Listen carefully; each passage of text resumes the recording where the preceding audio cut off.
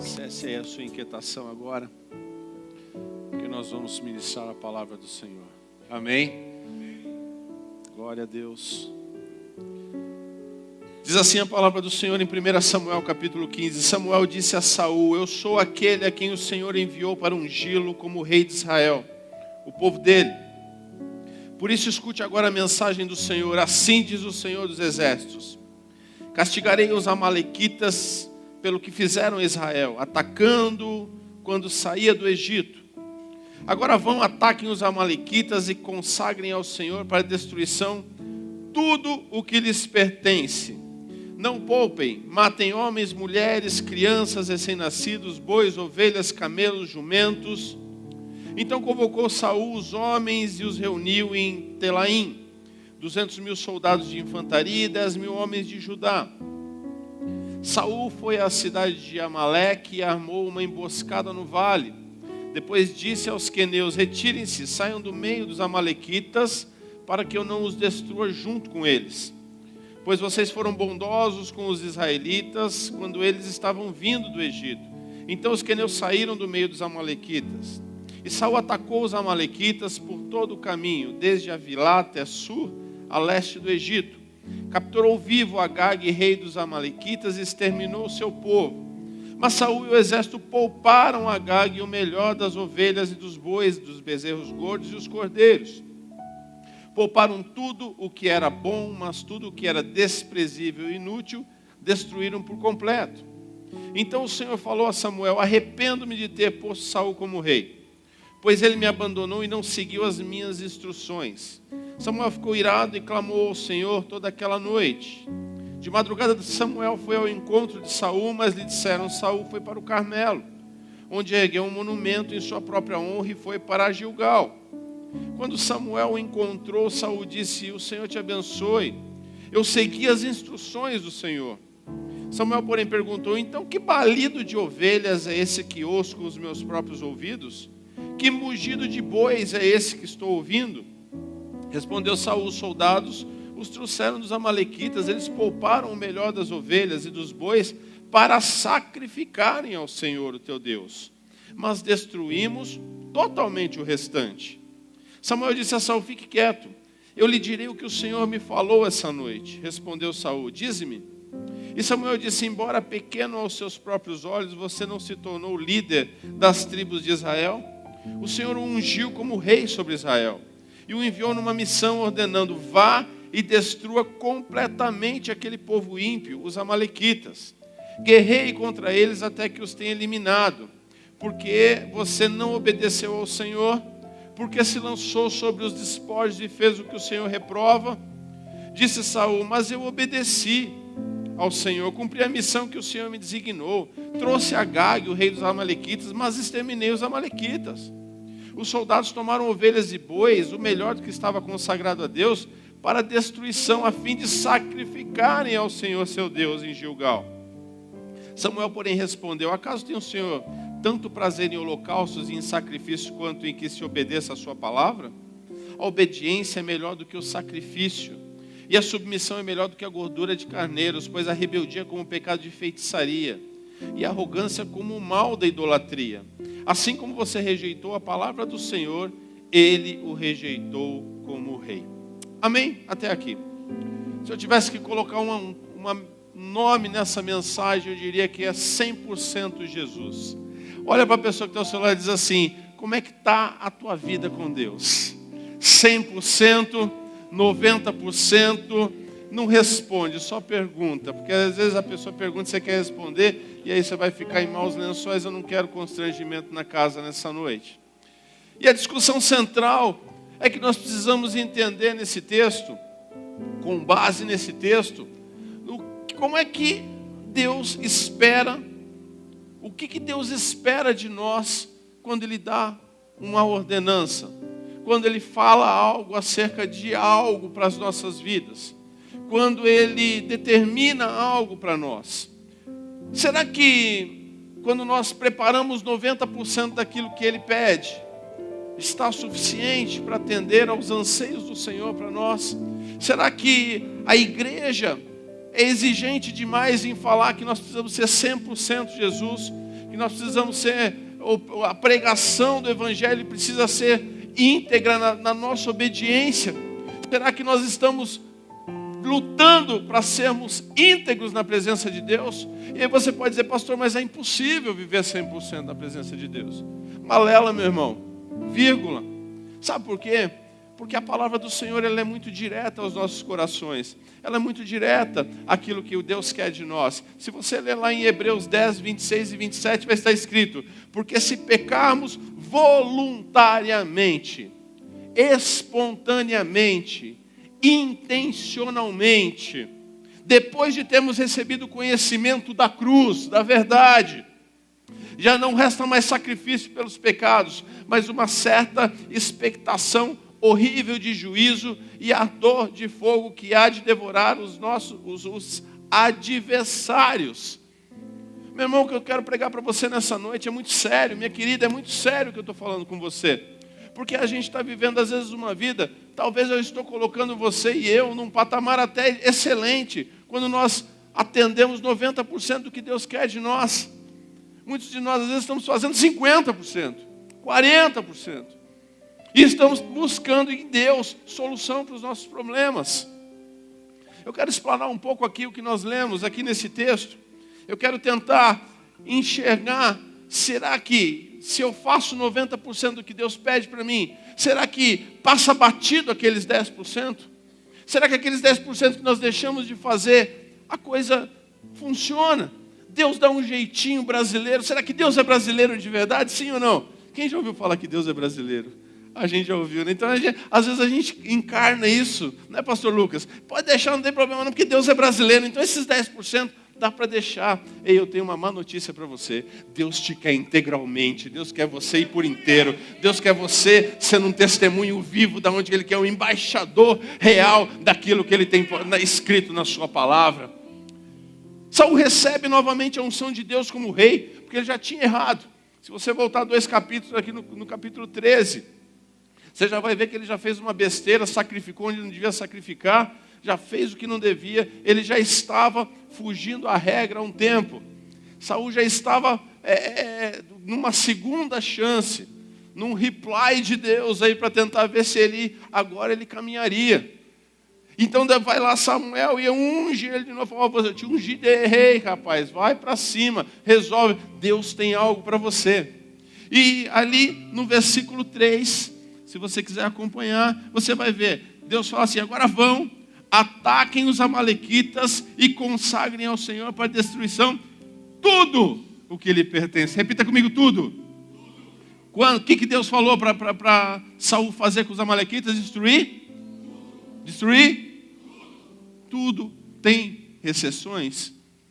Será que Deus deixou uma brecha de uma exceção?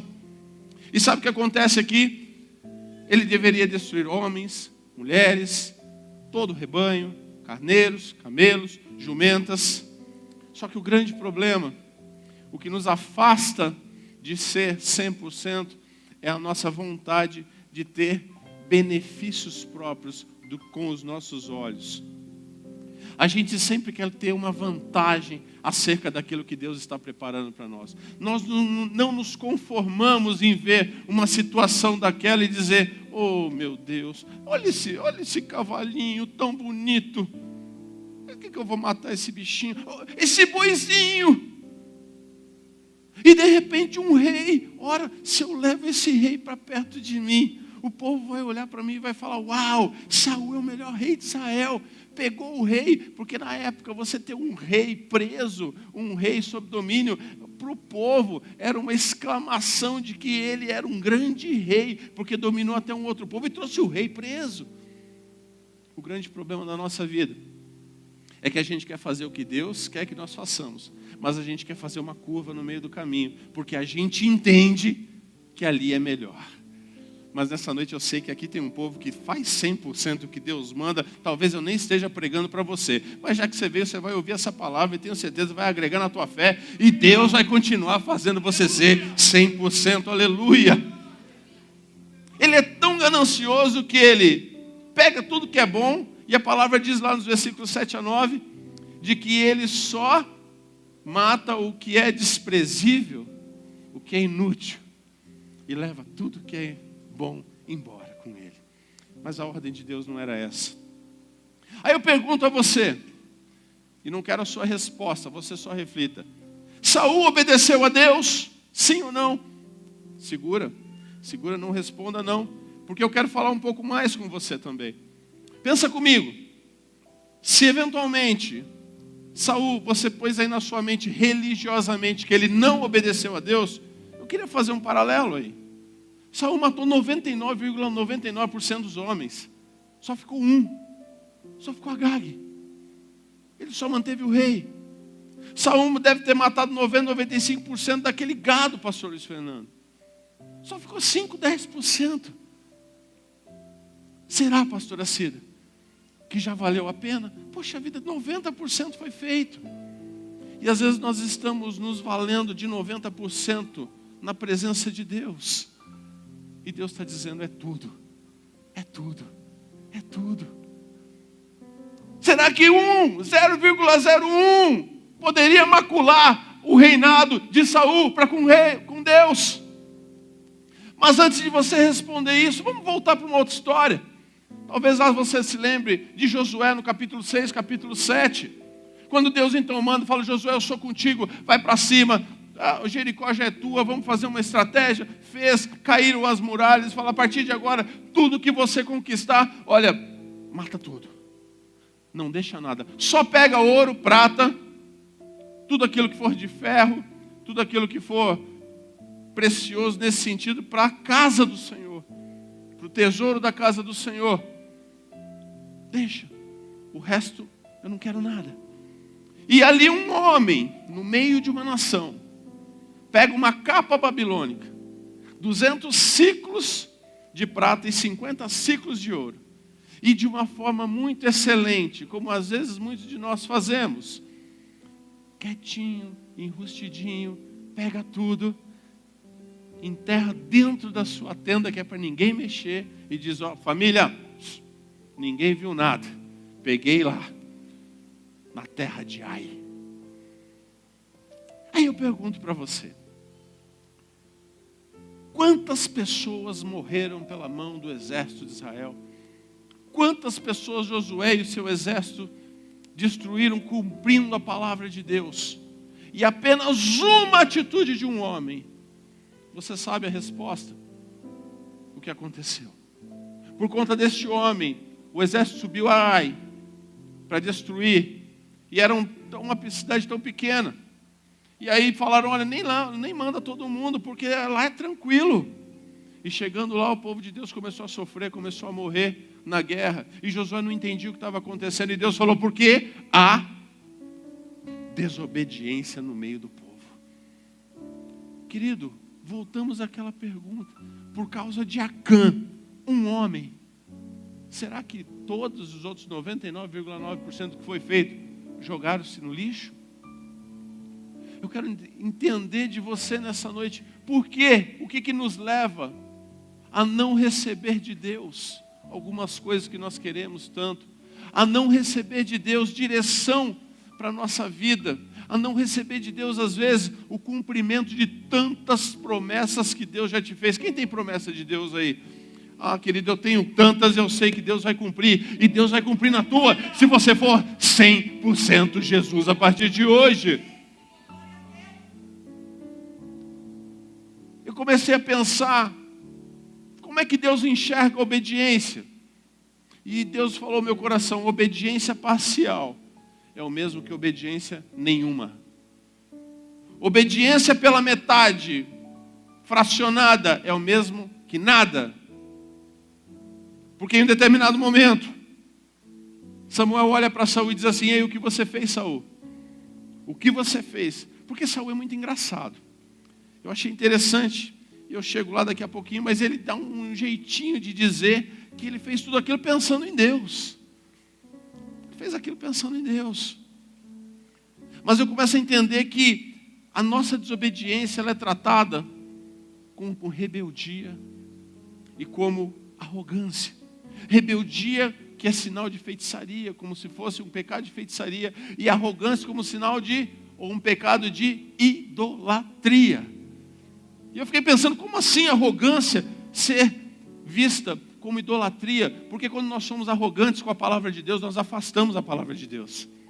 Quando nós somos arrogantes, nós falamos, nós não precisamos da direção de Deus. Nós precisamos da nossa direção. Ora, se eu estou fazendo assim, vai ser assim, é assim que Deus vai me abençoar, é assim que Deus tem colocado a mão, é assim que Deus tem feito. Não, não, não. Eu quero dizer uma coisa para você nessa noite. Deus vai fazer sim o que Ele tem que fazer na sua vida, desde que você siga o manual de instrução, do início, meio e até o fim. Não há jeitinho para Deus trabalhar a tua vida. E Ele fala assim, se você desprezar minha palavra, você vai querer usar a tua. E quando você usa a tua, você está sendo o quê? Rebelde. Você está sendo o quê? Idólatra. Porque você está se colocando na posição de Deus. E tudo que você coloca na posição de Deus na tua vida, é o teu filho, é o teu patrimônio, é o teu tempo, você está sendo idólatra.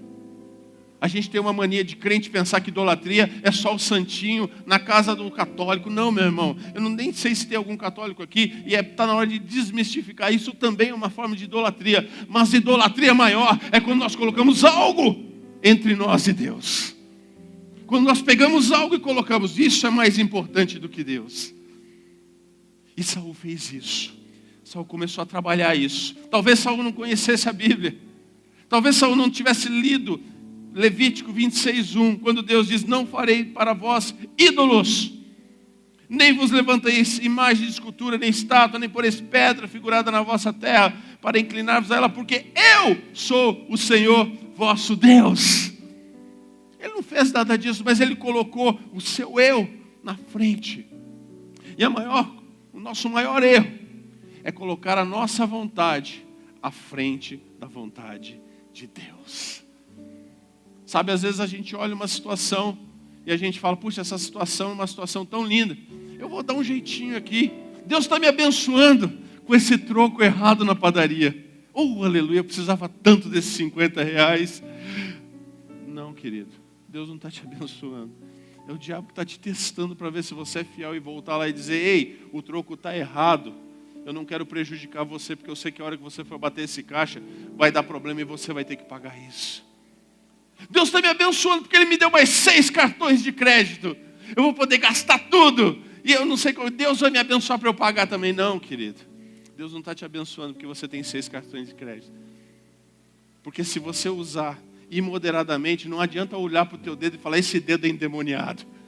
Ele digitou a senha, eu já falei para ele, sai em nome de Jesus. Ele não sai, ele digita. Não, filho, é você. O problema é você. O problema sou eu. O nosso maior erro é negociar princípio.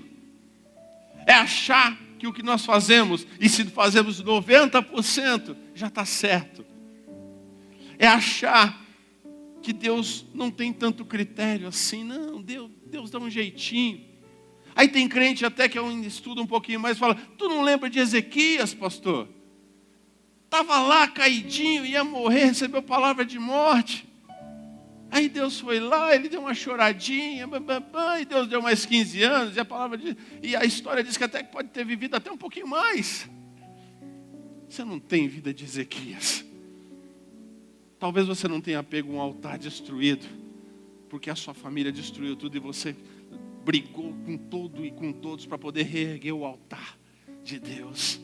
Você não tem às vezes a história que Ezequias tem. Não fique colocando a Bíblia a seu favor para limitar talvez a ação de Deus e para justificar os teus erros.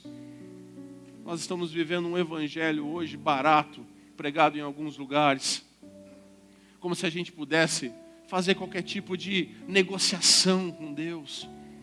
Eu tenho visto jovens, eu louvo a Deus pela tua vida, um jovem que tem pregado a palavra, que tem cantado o amor de Deus na integridade, de forma íntegra, fiel e sincera. Porque eu tenho visto alguns jovens fazendo algumas coisas e aí chamam a gente de retrógrado, de religioso, de ultraconservador, porque a gente quer ser 100% Jesus.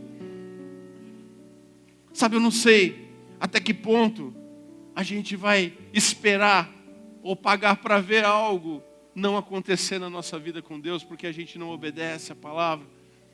não aceita a palavra. E eu fico pensando às vezes que Deus trabalha como um radar.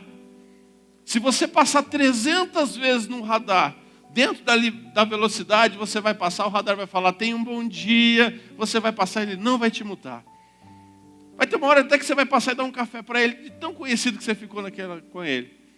Mas o dia que você passar uma vez acima da velocidade, ele vai te dar bom dia, vai receber o teu café, mas vai te mandar uma multa. Não tem como negociar com o radar. Da mesma forma que não tem como negociar princípio de Deus na tua vida. Não tem como negociar. Mas olha quantas vezes eu estou passando o radar. Não. Quantas vezes eu fiz a tua obra. Quantas vezes eu fui na igreja. Quantas vezes eu dizimei. Eu ofertei. Ei, meu irmão, você não fez mais do que a tua obrigação. Porque aquela cruz um dia nos libertou, nos salvou, sem mesmo olhar para os teus erros e os teus defeitos. Levanta a tua mão e glorifica. E aí eu fiquei pensando, o que alimentou a desobediência de Saul? O que alimenta a nossa desobediência para as coisas de Deus, a palavra de Deus? E o primeiro ponto que eu encontrei foi que a gente, tanto como Saul, como nós, acabamos entrando em cobiça e ganância. E por isso nós não fazemos a vontade de Deus. Se você ver o versículo 9 do capítulo 15, vai estar escrito: mas Saul e o exército pouparam Agag e o melhor das ovelhas, tudo que era bom. Só não pouparam o que era desprezível e inútil. Cobiça. Saul não estava olhando para a ordem de Deus. Saul estava olhando nos benefícios que ele teria materiais em ter aqueles bens junto com ele, em ter Agag junto com ele. A cobiça de Saul o levou a entender que a palavra de Deus para ele, tanto faz se cumprisse ou não. Depois ele justificaria com Deus. Não é assim, meu irmão. Eu começo a enxergar 2 pontos aqui muito difíceis de avaliar e de permitir que um crente viva. O primeiro deles é a autossuficiência. E o segundo é o distanciamento de Deus. Quando Saul pega e diz para Samuel, a gente pegou isso tudo para sacrificar melhor, pastor Glauber. Era para dar para o Senhor o melhor. Autossuficiência. Eu acho que eu sou melhor do que Deus e penso melhor do que Ele. Eu acho que eu posso fazer melhor, pastor Hermínia. Deus, o senhor não pensou nisso? Está aqui, deixa eu levar, eu quero sacrificar. Mentira. Vem com conversa fiada ainda. Parece a história da Chapeuzinho Vermelho. Quem já conhece a história do Chapeuzinho Vermelho? Tem bastante gente que conhece a história do Chapeuzinho Vermelho aqui, porque é para ninguém levantar a mão assim. Por que são esses seus olhos, lobo? É para te olhar melhor. Lobo sem vergonha. E esses seus ouvidos tão grandes é para te escutar melhor. E esses seus dentes, eu nem sei qual foi a resposta na hora do dente. Sabe, Deus, eu estou fazendo tudo isso, é que é para te servir melhor. Olha, Deus, sabe o que eu estou pensando aqui? Eu estou escolhendo o que é melhor para você. Eu sei que às vezes você precisa de mim para dar uns conselhos. Eu estou escolhendo o que é melhor para ti. Como se Deus precisasse do teu conselho e do meu conselho. Como se Deus estivesse precisando da gente. O problema é que a gente acha que Deus tem que fazer do jeito que a gente quer que Ele faça. É a mesma coisa, às vezes pessoas falam, pastor, aquela pessoa é uma pessoa tão boa. Não pode ir para o inferno. Eu fiquei pensando anos da minha vida, por que os bons vão para o inferno? Talvez, olha só, que coisa mais imbecil aos seus olhos. Mas eu ficava pensando, mas por que você não tem resposta para isso? E aí Deus falou no meu coração, você é tonto mesmo. Você prega a palavra, sabe? Porque vocês são insuficientes. Vocês não são autossuficientes. Só quem é salvo não é pela obra, não. É quem reconhece a Jesus, o sacrifício de Jesus na cruz do Calvário. Por quê? Porque Ele trouxe uma mensagem de salvação. E aquele que abraça a mensagem, se arrepende e vive uma vida nova com Deus, esse sim, sendo bom, ou se era ruim, passa a ser um escolhido meu para poder reinar. Aleluia! Está na hora da gente quebrar essa autossuficiência. Tem dependente de Deus aqui nessa noite? Tem dependente? Igreja, se você entender dessa forma, coisas grandes vão começar a acontecer na tua vida. Você não pode se salvar por meio de você mesmo. Se curva na presença do Senhor para alcançar a sua redenção. Aleluia! Segundo ponto que eu entendi nesse contexto de Saul, o distanciamento de Deus. Olha só o versículo 21. Os soldados tomaram as ovelhas e bois do despojo, o melhor do que estava consagrado a Deus para destruição, a fim de os sacrificarem ao Senhor teu Deus. Pastor Alfredo, o Senhor teu Deus? Não era Deus dele também, não? Por que ele falou, o Senhor teu Deus? Sabe o que é isso? Eu já me sinto distante dele. Ele já não passa a ser meu, ele passa a ser só seu. A coisa já está tão degringolada, eu já estou tão independente daquilo que eu tenho, que para mim é o teu Deus, e eu sou o meu Deus. Sabe, o distanciamento de Deus começa a trazer a falta da queda da graça sobre a tua vida. O distanciamento de Deus começa a colocar você numa posição de descontentamento. Porque só quem tem cobiça, só quem começa a desprezar a palavra de Deus é porque está descontente com Deus. Está achando que Deus não é suficiente para ele.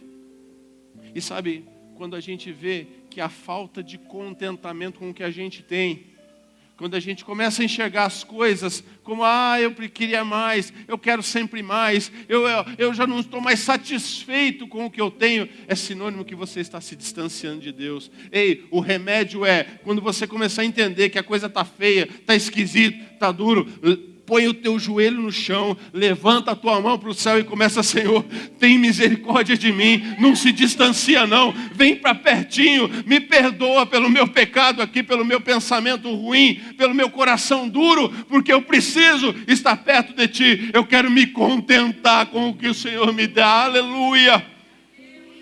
Sabe 1 Timóteo 6:8 diz assim, mas é grande ganho a piedade com contentamento.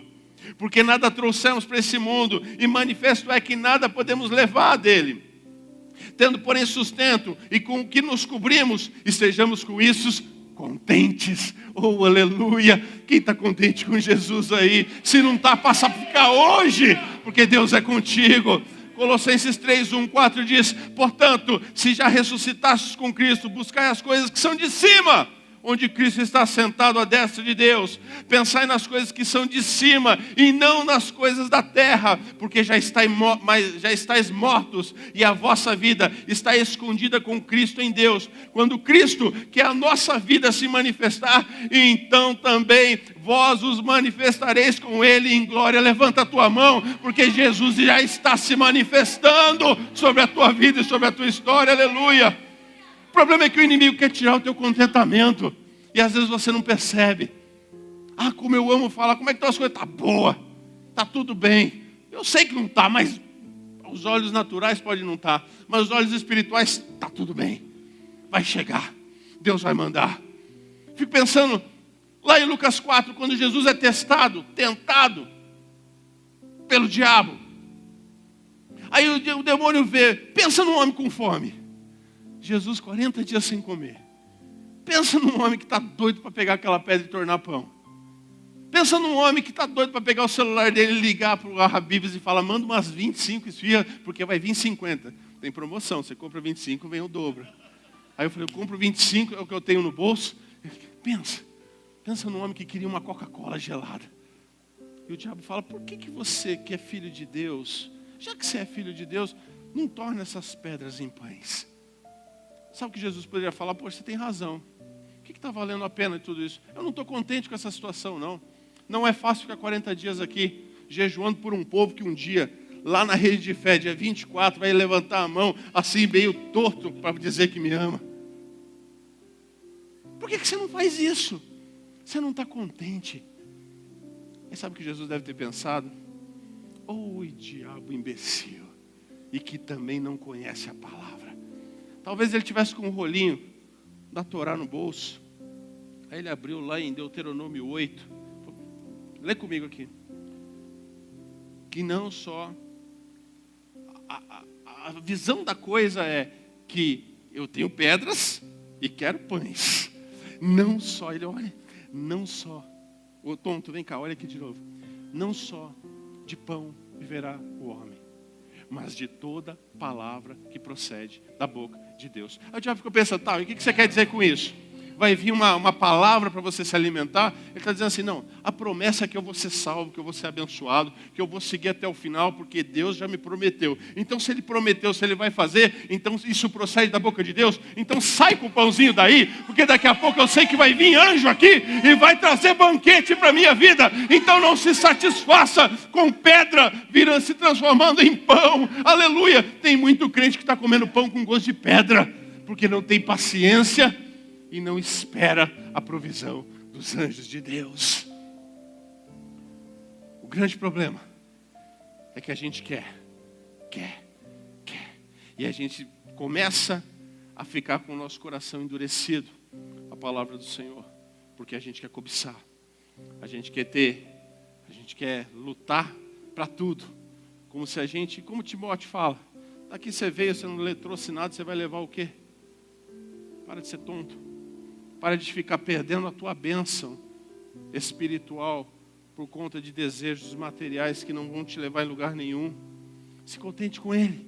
Seja 100% com Jesus. Começa a lutar para estar contente a todo tempo com o que Deus tem te dado. Esse emprego está bom para você? Não está? Está sim. Tem sido uma bênção para a tua vida. Se não está, fica tranquilo que você já falou com Deus em secreto no teu quarto e Deus já está preparando alguma coisa melhor para você.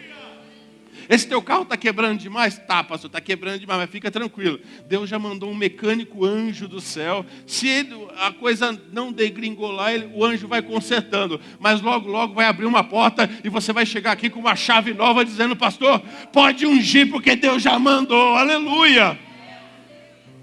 Está na hora de você acreditar que Deus te ama muito mais do que você mesmo. Que Deus fez coisas que você jamais faria por você mesmo. Segundo ponto, e eu já entro para encerramento. Uma das grandes formas em que nós acabamos por vacilar e alimenta a nossa desobediência à palavra de Deus é a pressão. É a forma que nós vivemos pressionados diuturnamente. Ah, pastor, é uma pressão, eu fui pressionado a fazer isso. Outro dia eu estava no Ministério do Trabalho, despachando uma petição com uma pessoa, e tinham sido presos algumas pessoas próximas do ministro do trabalho. E a pessoa estava meio assustada. Eu falei, o que está acontecendo, filha? Você está bem? Ela falou, não, doutor, eu estou meio triste, ansiosa. Eu falei, por quê? Porque está acontecendo? Ela falou, porque às vezes a gente é pressionado a assinar alguns documentos sem a gente fazer o que eles estão falando que a gente fez. E aí a gente acaba sofrendo as consequências, porque a corda sempre vai estourar no lado mais fraco.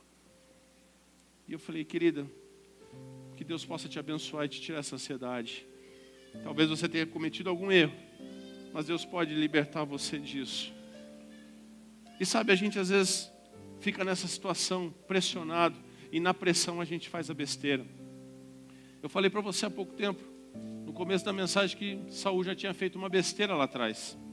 Lá em 1 Samuel 13, versículos 8 a 12, diz assim, esperou Saul 7 dias, até o tempo que Samuel determinara, não vindo, porém, Samuel a Gilgal, o povo se dispersava dele.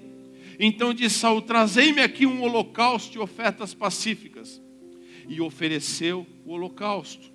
E sucedeu que, acabando ele de oferecer o holocausto, eis que Samuel chegou. E Saul lhe saiu ao encontro para saudar. Então disse Samuel, que fizeste? Disse Saul, porquanto via que o povo se espalhava de mim, e tu não vinhas nos dias aprazados, e os filisteus já tinham se juntado em Micmas, eu disse, agora descerão os filisteus sobre mim, a Gilgal. E ainda à face do Senhor não orei, e me senti pressionado, e ofereci holocaustos. Como é que um homem que foi levantado por Deus, tem um profeta ao seu lado, pode se sentir pressionado por alguma coisa? Como é que você, que toda semana recebe um alimento do céu, uma palavra viva, se sinta pressionado? a ponto de você desobedecer a ordem de Deus. Pastor, mas onde está a desobediência aqui? Ele foi lá, sacrificou. Ele não poderia sacrificar. Saul era rei. Só quem poderia sacrificar eram os sacerdotes. Samuel estava chegando. Era ele que deveria sacrificar e entrar e ver o que Deus ia falar.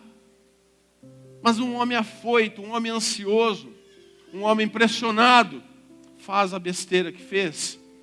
E sabe qual é a mensagem que eu recebo de Saul? E que muitas das vezes nós temos isso por verdade. Olha, em situações difíceis, quando você estiver pressionado, você tem o direito de escolher se é melhor ou não obedecer a Deus. Escute o que eu quero te dizer. Você tem o direito de escolher se eu devo ou não obedecer a Deus. Esse é o maior erro da nossa vida. É a gente escolher, dependendo da circunstância que vivemos, se eu devo obedecer ou não a Deus. É aí que mora os grandes problemas daqueles que creem em Deus. Eu não sou 100% e ainda quando eu estou pressionado, eu prefiro entender que eu posso desobedecer a Deus para resolver uma situação temporária. Escute o que eu quero te dizer nessa noite. Deus não te dá a opção. Se Ele falou que você tem que seguir o manual, você tem que seguir o manual. Enquanto Ele não descer do céu e renovar todas as coisas segundo a sua palavra, a palavra que vigora é essa que está aqui e talvez esteja na tua mão, no seu celular que está aí. Pastor, mas cada um interpreta de um jeito. Não! Cada um interpreta do jeito que tem que ser interpretado. Jesus é o mesmo ontem, hoje e será eternamente, porque Ele determinou que assim seja. Aleluia! Eu quero profetizar sobre a tua vida. Quando você estiver pressionado, abra a palavra de Deus. Ah, pastor, posso tirar na palavra? Não. Abra a palavra de Deus para você conhecer cada vez mais os propósitos dEle. Quando você estiver pressionado, lembre que há uma profecia sobre a tua vida, que você é mais do que vencedor, porque você está em Cristo Jesus, que aquele que começou a boa obra na tua vida, Ele é fiel para terminá-la. Ele está contigo no momento da pressão. Aleluia! Oh, glória! Queridos, Jesus não falou que seria fácil. Conversávamos lá dentro. Jesus não disse para a gente, o dia que você assumir o ministério, vai ser fácil. Vou alisar tudo. Só o piso foi alisado.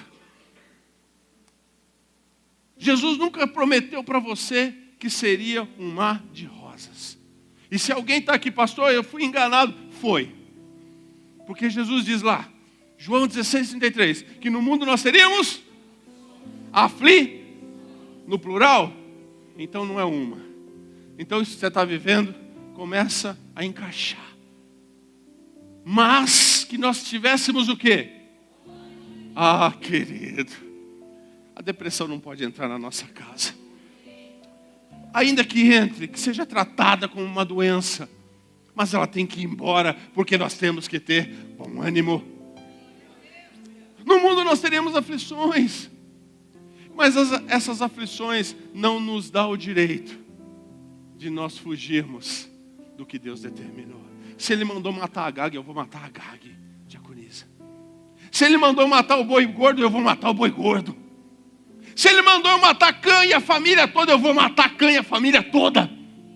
Ah, pastor, mas dá uma dosinha daquele cachorrinho, ele tem um poodle. Mata o cara, mas não mata o poodle. Vou dizer uma coisa para você. Enquanto você tem dosinha das coisas que você vê no mundo, o diabo não tem dosinha de você. Ele está te enlaçando para te jogar no abismo. Tem pessoas que estão morrendo hoje e que nós poderíamos ter pregado a palavra e nós não pregamos. Porque nós pensamos que tadinho dele. Como é que a gente vai falar? É duro para ele. Não. Duro é estar no inferno. Sabe, eu quero já preparar para encerrar, dizendo para você, lembra lá de Jesus no deserto, quando o diabo saiu, imediatamente Deus mandou um anjo e serviu o rei. O anjo deu tudo aquilo que ele precisava.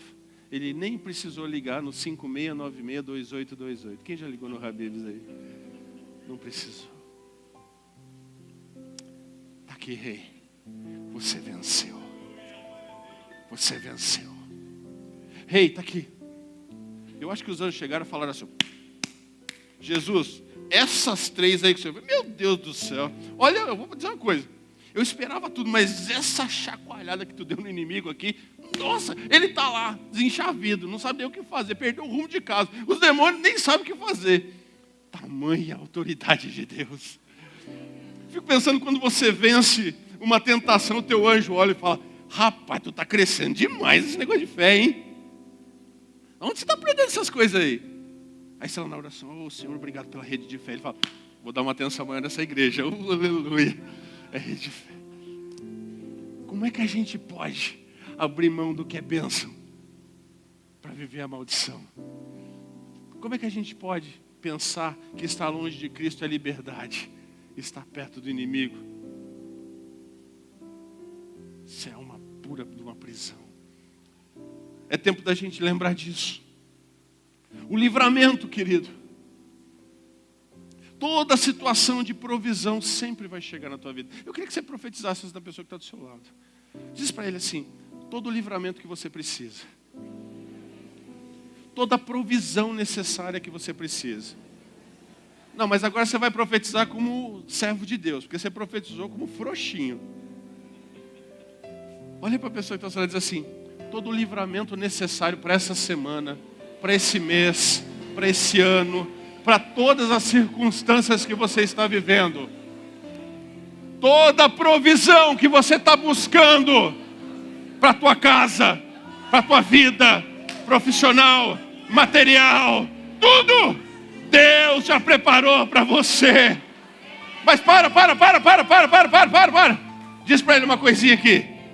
Mas não antes, escute o que eu quero dizer.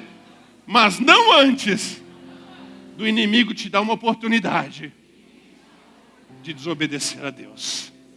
Aí pegou. Tudo que Deus tem para você está pronto. Liberdade, libertação. Tudo que você está buscando de livramento, de provisão, está pronto. Mas quando estiver chegando, vai ser mais ou menos aquela bênção que está chegando na vida de Daniel, quando está chegando. Nunca isso vai chegar antes do inimigo te dar uma oportunidade de você desobedecer a Deus. E é nessa hora que você tem que ter a frieza do céu para poder dizer: afasta-te de mim, Satanás.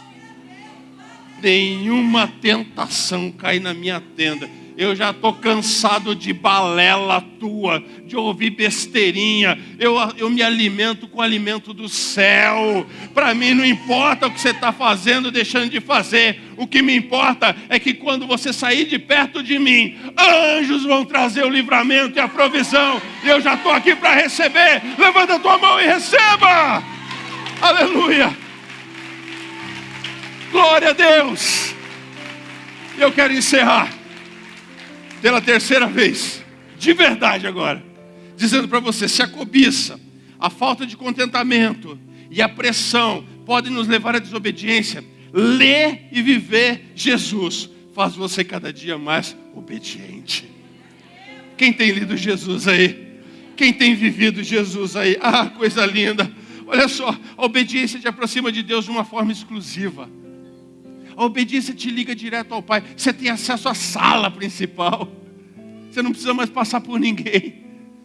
Aí eu tenho uns textos aqui que eu queria ler rapidamente com você. Em João 5:24 está dizendo assim: em verdade vos digo, que quem ouve a minha palavra, Jesus lindo, e crê naquele que me enviou, tem a vida eterna e não entrará em condenação, mas passou da morte para a vida. Aleluia. Quem o quê?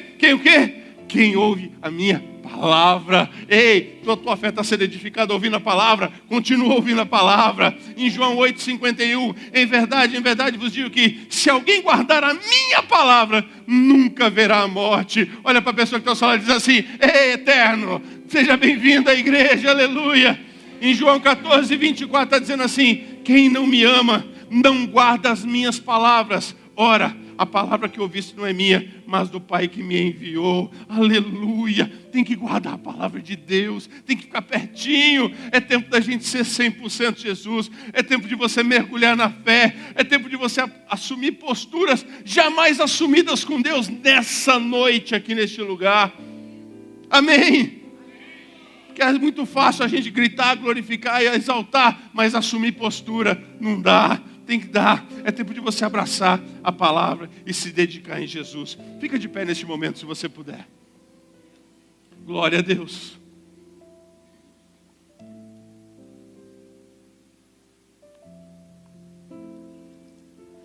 Eu não sei como é que está a tua vida,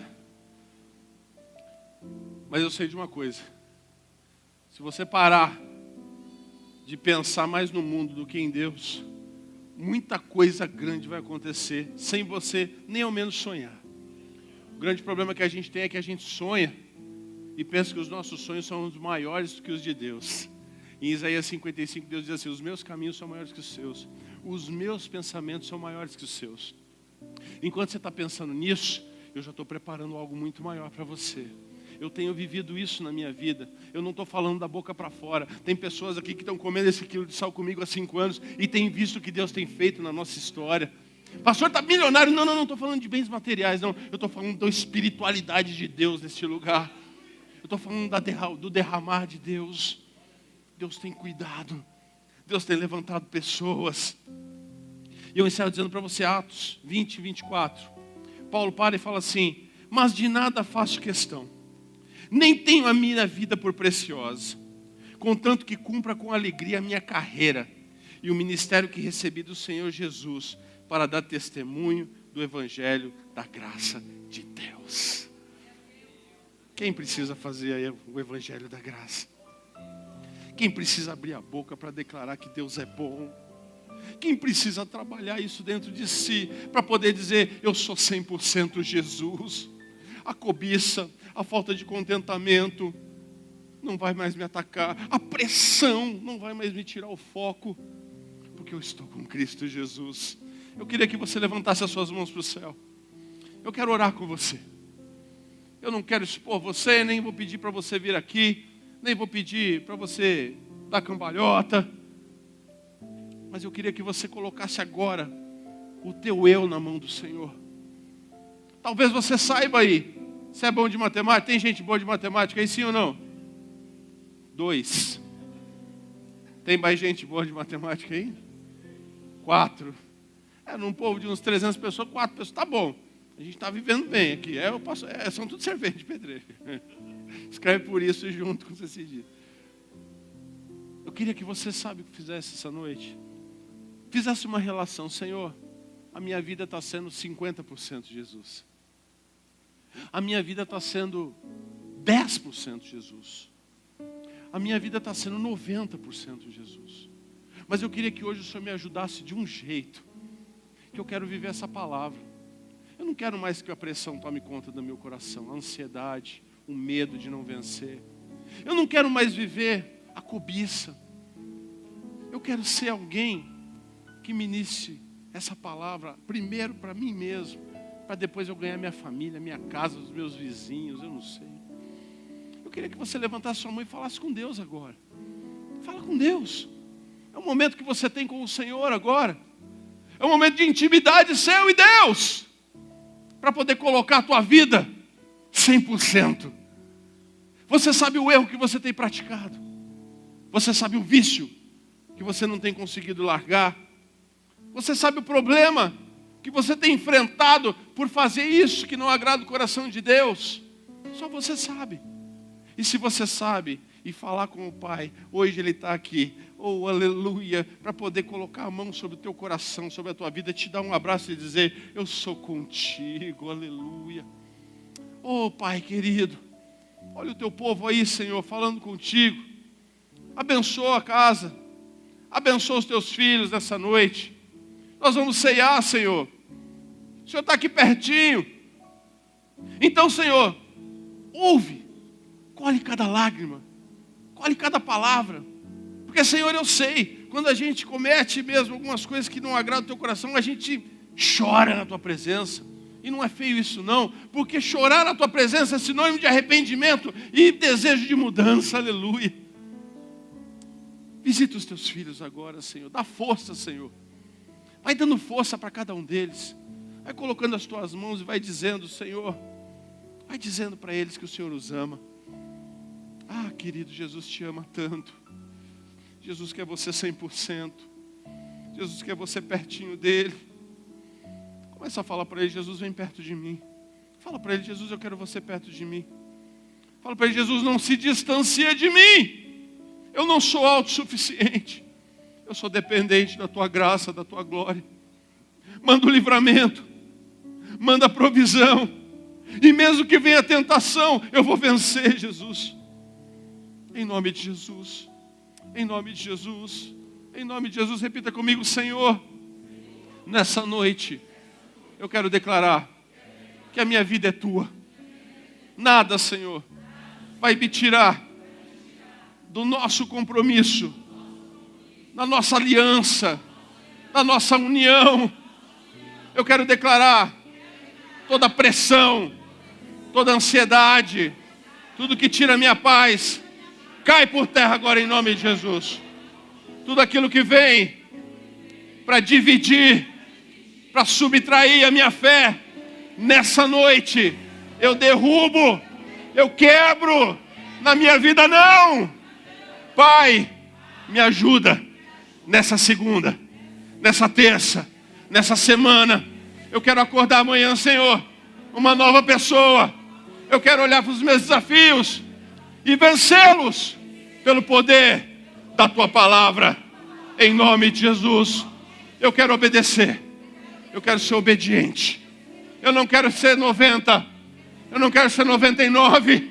Eu quero ser 100% Jesus. Oh, aleluia! Quem falou isso com fé, glorifica. E dê uma salva de palmas ao Senhor. Glória a Deus.